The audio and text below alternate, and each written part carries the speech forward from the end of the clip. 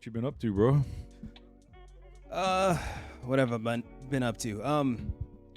Just working, hanging out, Just working. just working, hanging out with my boy, Nice, man. son. Yeah. What's up with him? Like, what's going on with him? He's new? he's awesome as usual.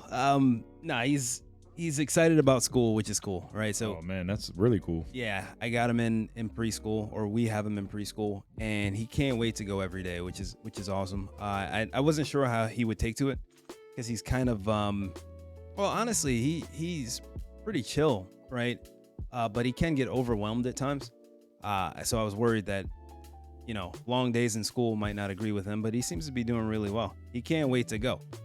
The other day he woke up and he was a little congested, and I thought, maybe he should stay home.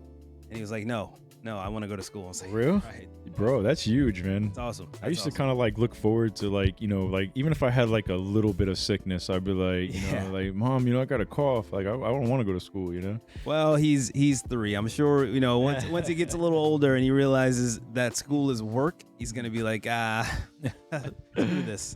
I'd rather stay home. But yeah. That's a good point. Yeah.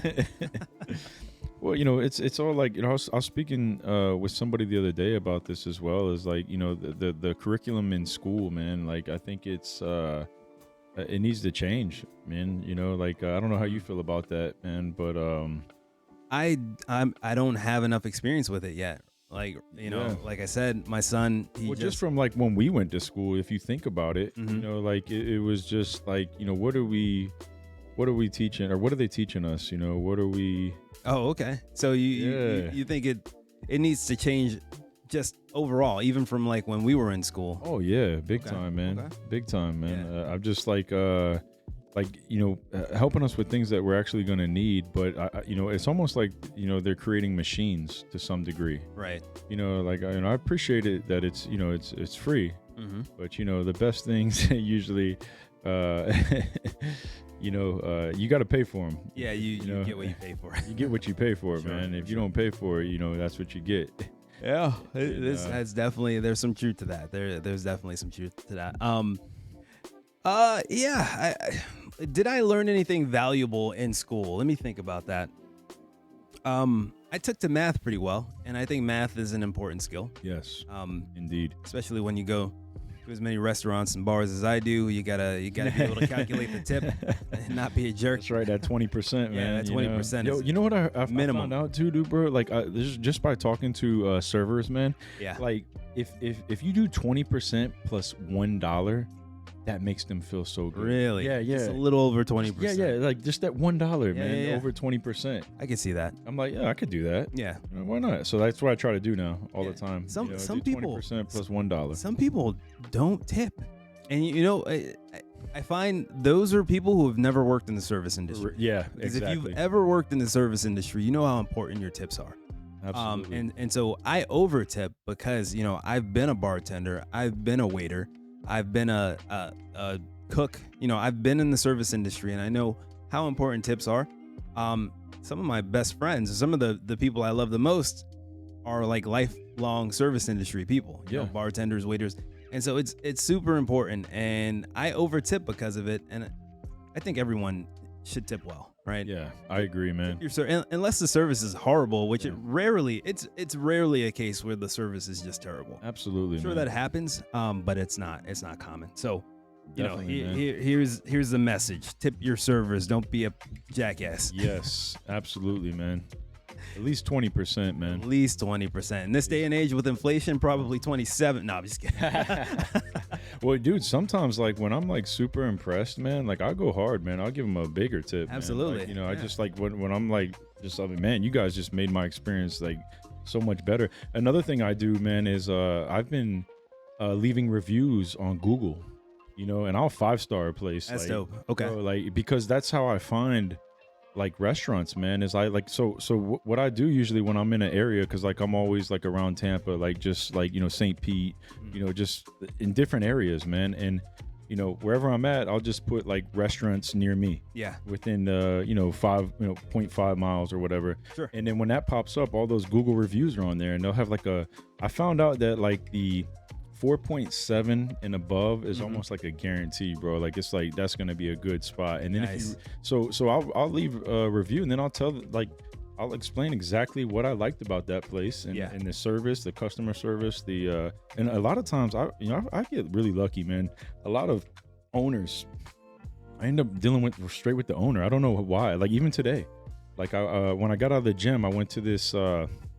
You just meet Juice bar. meet everybody, bro. Like, people just gravitate to you. Bro, I get so lucky. I don't. Thank you, man. I don't. I'm blessed, man. Like, but yeah, this guy, man, like he's incredible. He opened this juice bar like 3 years ago. And he was like living by like all these Amish people, like up in like New York. And everything was about like freshness, like his whole life, like growing up. So he's like, man, I'm gonna bring that concept to Tampa. Okay. And he came down here and he opened up this juice bar like right before the pandemic hit. And he's like, man, he's managed to do very well. Nice. I'm like, man, he's like at first I was worried, man. Yeah. But he pushed through it, and man, he actually then the food. I was asking him, this is another thing that I like to do, man. Like I ask for guidance. Yeah. Like, when I go to a restaurant, man, if there's like 2 things that I'm deciding between, I'll ask the waiter or the waitress or the owner or whoever I'm speaking to, and I'll be like, hey man, if you could just guide me a little bit, I'm gonna need a little guidance. Sure. I'm trying to choose between this, this wrap and this wrap. I think today was like a strawberry chicken wrap and a some type of black bean vegan like cilantro ranch wrap or something like that. And, okay. And he's like, dude, go with the strawberry chicken wrap. Really? He recommended the strawberry. Okay. Yeah, and he goes, dude, that's like, he's like, that I'm the owner, and he's like, that's my signature wrap right there. Really? And he's like, you're gonna enjoy it, trust me. See, I don't know how I feel about fruit in my like my savory food, like pineapple on pizza. I don't think I enjoy that. A dose, man. Like, don't go too hard with it. Like, you can't make it like too many strawberries or too much pineapple. I got you. Like Just a little bit. Little hints. Like my grandmother used to bake ham with pineapple on it. And I'm like, no, I don't really feel the pineapple. Really? The ham is delicious, but the pineapple, like baked pineapple, Dude, really? a little weird. I To like me. that. I don't know. Maybe I just have like a sweet tooth like that, bro. I love that sweetness, man. Yeah, that thing that's kind of like polarizing. Like the pineapple on pizza. 50% of the population love it. 50% of the population hate it. It's like it's a very polarizing thing. So going back to the topic of like restaurants and ratings, what's your cutoff? Like what would be the rating that's like would be like I'm never going to this place? Oh, dude, below 4. Below a 4. Below a 4. So you already know. You do like a 4.2? Yeah, I'll do a 4.2. Like, because sometimes, man, you'd be surprised, but most of the time, if it's 4.2, 4.3, it's not that good. Sure. It's like average or below average. So like when you start getting up into like, 4.4, you can work with that. But I'm telling you, man, 4.7, 4.8, 4.9, you can't go wrong. Okay. It's always gonna, and then like, 4.9, that's like near perfect. Yeah, dude, exactly, man. Yeah, and sometimes you'd be really, and now I use that for like everything I do, bro. Like the other day, I had to go get a truck bed cover. Okay. I got that trifold. Oh, you got the tonneau cover. Yeah. For your truck. And I went with this company called Linex. But what had happened, man, is I ordered the trifold off of Amazon. Yeah. And it came in, and me and a mechanic that I know down the street, man, he was gonna put it on for me for free. Sure. And we pulled out of the package; it was broken. No way. So I was like, man, dude. But I took it as a sign. I'm like, you know what? Maybe I need to go get this professionally installed. Okay. So like I went ahead and I took it to UPS, dropped it off, which worked out great, man. Like this guy that opened the door was a believer. Yeah. And man, we just like had this like great conversation. How do you, bro, like I'm telling you, dude, it was incredible. How did that come man. about? I don't know, bro. Like Wait. he was just holding the door, and then we just started talking. Next thing I know, I'm like hugging him. He's like, say I'm a believer. This big Samoan dude, man. Like we're just like hugging it out, man. Like at the door in front of UPS. Dude, this is why you got to be the networking guy for what we're trying to do, man. Because you meet so many people just want to talk to you and gravitate towards you, and like you're that dude. You're that networking man, guy, dude. man. Like, I just enjoy speaking to people, man. Yeah. Like, and like I just, I feel it. Like, I can feel their energy, man. And like, Yeah. I felt his energy. Like, I was like, man, this dude's got like good energy. And then when we started speaking, he was all about, the Lord. that's awesome. And he's like, man, it's just awesome to meet another guy that's like that loves God, man. Okay. And we just started sharing our stories or whatever. But anyways, from there, I called LineX. And the reason why, and to get back to our original point, it was a 5-star, bro. 5-star. 5-star joint, and then it had like a couple hundred reviews. Okay. Which is another big So thing. it wasn't like 5-star with like 7 reviews. Like, how do you get that's 5-star with Yeah. like hundreds of reviews? I was Right. like, this place gotta be good. So Right. like I went there, and sure enough, man, on point service. Awesome. They give you a lifetime warranty. Okay. Yeah, you dude. can't Like beat that. anything breaks, bro, just bring it in here. We'll fix it, man. Like we got you. Yeah. I'm like, all right. Okay. And Yeah, that man. your return to Amazon, no issues, right? Like they No, they gonna took it honor back. that. Yeah. Yeah, I checked them out, and I stayed on top of them though. That's Okay. another thing with Amazon. You got to stay on top of it. Make sure that you got your return, Yeah. Oh yeah. Yeah. But I got feel your like money back, your refund. Amazon definitely is one of the better companies when it comes to returns. They're really good. They're really like It's almost crazy. it is. I just drop stuff off at Kohl's. Like they're like, oh, you don't like this thing anymore? All right, just take it to your local Kohl's, and we'll give you the money back right away. I'm dude? like, You're like, easy okay. enough. Like yeah. Yeah, just like anywhere. They're like Whole Foods, wherever you Whole want to go, Foods, man. yeah. Wherever you want to drop it off. Drop at, it bro. off. Like, yeah, they just make it so convenient. Yeah, dude. really. They don't ask a lot of questions. It's like here, okay. And as soon as like they ring it in, you get your money back. I'm like, I know, right? Perfect. It's like, yeah, it's insane, man. yeah, they're I think that's why Bezos was like, I'm out of here, guys. Like, he's done, right? Didn't he step away from Amazon? I don't know. That's his baby. Did he? I believe I heard something about that. We have to do some research. on Yeah, that. that might be a good topic Okay. of discussion. Damn. Did Bezos step away from Amazon? That's like Elon Musk stepping away from Tesla. Right. Really? No, Right? I don't. Okay, we'll look into that. We'll Yeah, talk he about stepped down or something. Like, Really? I think he gave up some of his, he wanted some freedom. that. Okay. I believe. I don't blame him. I mean, Jesus Christ. Yeah. I can only imagine the amount of work he put into Oh my building that goodness, company. bro. How many hours a day did he work when he first started? Bro. And there are pictures of him sitting in like this like little office, this little rinky-dink office on like one of those rotary phones. Like maybe it's not I don't know how long ago he started it, but like it. I'm sure he put in like 16-hour days at some point to bro. get that business off the ground. And there are people talking about, I don't want to work more than 8 hours. And I'm like, listen, if you're not at retirement yet, you need to work. You need to Yes. make sure that you put in those Absolutely. hours and get to that point where you can retire comfortably. Yep. I had this conversation with my buddy Chris the other day, and we were talking about working, and one of his points was that he doesn't want to work too hard. He doesn't want to put in a lot of hours into work because he wants to be able to have time to make memories. And I agree with that. Like, you want to have your free time. You don't want to burn yourself out. But he made another point, and he said, you can't take the money with you when you die. And I was like, okay, well, there's some truth to that. You make all this money, and what happens when you die? Where does it go?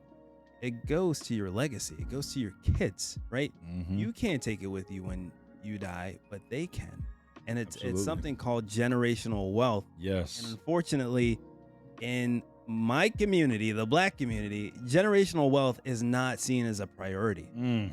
And I aim, with at least as far as I can, I aim to change that shit. Yes. You know what I'm saying? Yes. Pardon my vulgarity, but I'm gonna make sure that my son experiences what it means to have generational wealth, and hopefully, I can't control what he does, after I'm gone, but hopefully I instill in him the values and the mindset so that he continues that, and that my grandkids have generational wealth, and so forth and so on, right? Absolutely. My granddad worked his ass off. He left, a good amount to his kids when he passed away. And, we talked about this before. My work ethic pretty much comes from my granddad. My mom also instilled a great work ethic into me as well. And so this idea of generational wealth is something I am a huge proponent of. I want to make sure that,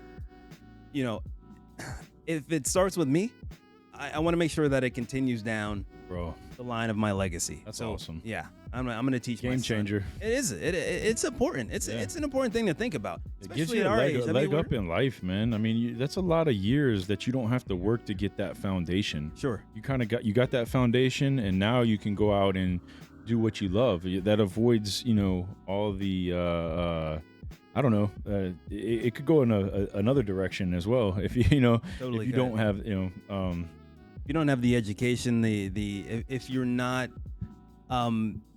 if you don't have guidance, right? Yes. The proper guidance Yes. to be able to handle that. I've seen it go the opposite way, where people inherit a lot and then they squander it all on nonsense. And so it definitely takes a certain level of guidance, Yes. Yep.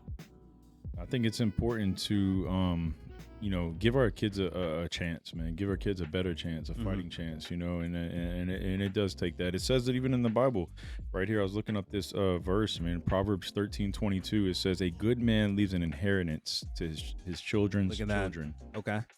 So it's like, that's what you're doing. Wow. So like this is you. You're Proverbs 13:22. That's right in the now. Bible. Yeah, this is you. This is you, bro. That's gospel. Yeah.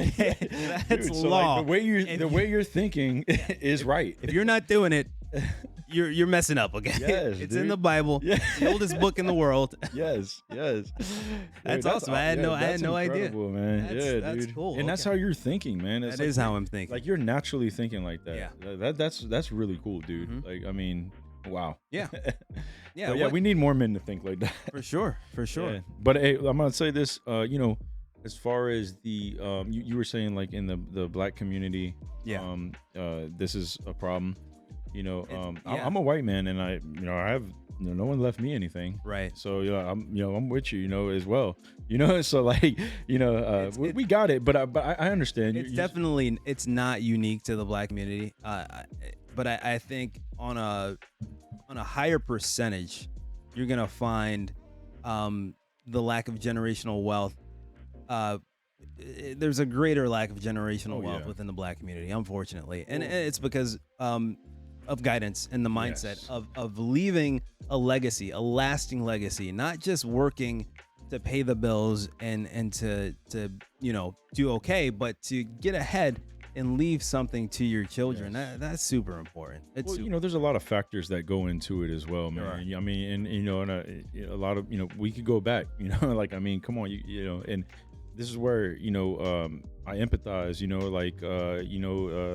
obviously slavery and all that has a lot to do. Agreed. And, we can't blame everything on that, of course. Sure. But that is why some families never got to that point. Yeah. So I do understand that, but it takes someone like you to come along, like a strong man, and say, you know what, man, I want to do things differently. Yeah. And we have that opportunity here. We can do that. We have that. But it's just a mindset, Yeah. And somewhat you can be the person that changes your family. It is a mindset. The first step is to realize it and think about it and say you want to do this. You want to change it, right? Not saying it's super easy. It's not. Building wealth is a difficult thing to do. There's a reason why a lot of sacrifice. Right. There's a reason why only 1% of the population are truly wealthy, right? Because it's hard to do. If it were easy, everyone would be rich. Absolutely. But you gotta change your mindset. You gotta be in that mindset to say, hey, generational wealth is something that's important, and having that mindset of you can't take it with you when you die, so you may as well spend it now and enjoy it it's counterproductive to the idea of leaving a lasting legacy. Absolutely. I'm not saying like you be on like rice and beans, right? Kind of like the Dave Ramsey strategy, man. Not knocking him at all, because his ways did help me to some degree. Yeah. But you live life, but don't just live it to where you're throwing everything away. Agreed. And not thinking about tomorrow. Yeah. Well, there are some people that'll tell you put your head down for 10 years and just work your ass off for 10 years. Yep. Just put your head down between the age of 30 and 40. Yep. And then from 40 on, you will be able to do whatever you want. Absolutely. Because you've done the grinding, you've done that work, and a lot of people we don't do the work. Yeah. Right? And then we get to a point later in life where we're like, okay, how do I make it happen now? And now we're playing catch up. Now we're 45 years old, and we're thinking about retirement in 20 years, and we barely have anything set aside for it. We're still renting. We don't have anything, whatever it is. We're playing catch up. And so part of the purpose of this podcast is to put this information out so that young men can start their journey earlier than when we did. I didn't really start doing anything as far as accumulating wealth or like working towards retirement or until maybe about 35, 36. Had I known what I know now, which is what everybody says, but had I known what I know now back in my 20s, I would have put my head down. I would have ignored all women, no women, and I would have just worked on my purpose, whatever my purpose is. And throughout my 20s and my 30s, I would have killed it. Whatever my purpose is, it doesn't have to be, financial. It could be, it could have been arts or whatever it is, just whatever fulfills me, whatever my definition of success is, right? Go hard at that for 10 years, 15 years, whatever it is. And then after you're done, you look up and you don't have to go hard ever again. Now you're at that point where you can kind of just enjoy the fruits of your labor. Yes. But so many of us, most of us, squander those early years. The 20s, our early 30s, we're chasing women. Yep. We're chasing a good time. We just want to have fun. We work, but just enough to get by, just enough to sustain the chase of the next thrill, whatever it is. Put your head down for 10 years, and when you look up, the world's going to be completely different. You're never going to have to worry about anything ever again. Just do the work early enough to be able to make that happen. But that's a great message. I kind of wish someone had told me that. Yeah. And I'm worried. Like, I'm glad that you're saying that too, because like in this day and age, it seems like we've lost that to some degree. Some of the younger generation doesn't understand like putting your head down and like just grinding anymore, because they see, I don't know, social media, makes it look really easy, right, to some degree. And I know some people are successful like that, but how sustainable is that? Like, I'm curious, Yeah. Well, not only is it not sustainable, but it's also highly unlikely. So we see the glamorized stuff on social media, but that's a small percentage of people. Yeah. Like the young dudes who are in their early 20s who are just killing it through social media, whether it's like, I don't know if you've ever heard of a guy called like Mr. Beast. And I've seen his work on YouTube every once in a while. He's a young dude, and he just made massive amounts of money through YouTube, right? Wow. And there are other, social media influencers who just make huge amounts of money, young people. It's rare though. We see them all the time because they're in the spotlight, but for people to think that that's normal and that's easy to achieve, it's not, right? And I think that's where a lot of people go astray, is that they see the glamorized side of things, and they see it so often that they think it's normal and that anyone can do it. You gotta be a little more realistic in your endeavors, right? Not saying set aside your dreams. Don't ever give up on your dreams, but at the same time, make sure that you build a foundation so that you're protected and that you can continue to pursue your dreams while staying afloat, while still having that foundation, that basis in reality, right? Because the glamorized parts of social media, the glamorized parts of what we see on the internet, it's very rare, it's uncommon, and it's difficult to achieve.